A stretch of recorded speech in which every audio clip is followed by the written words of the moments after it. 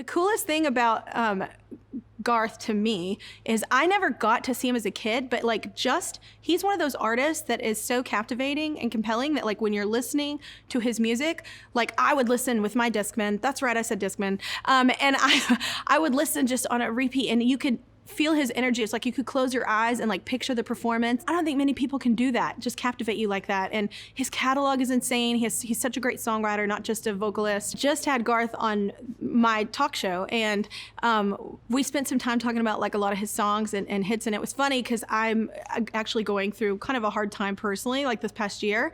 And I was like, man, I've known these songs since I was a kid, but I was listening to the dance and it just came on like the radio or whatever. I listened to the lyrics and I was like, man, it hit me in like such a different way. Like I was like, oh, I never got this song until now. And I thought, what a well-written song. And I talked about that to him on this show.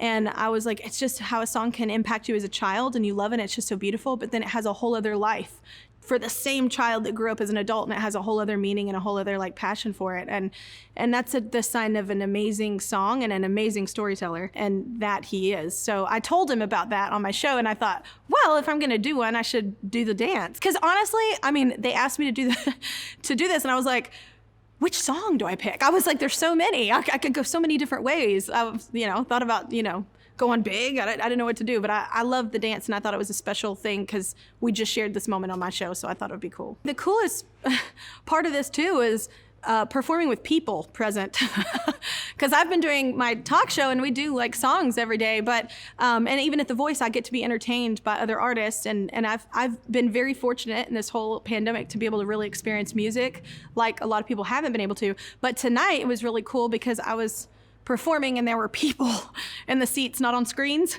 And the energy of that is just, especially when you're honoring all these amazing people like they're doing, this year. And you'd hate for them to miss out on that energy, that vibe that comes with the honor, So it was really cool to have like people in the seats and like be in physical like presence of others, So I think we've all missed that.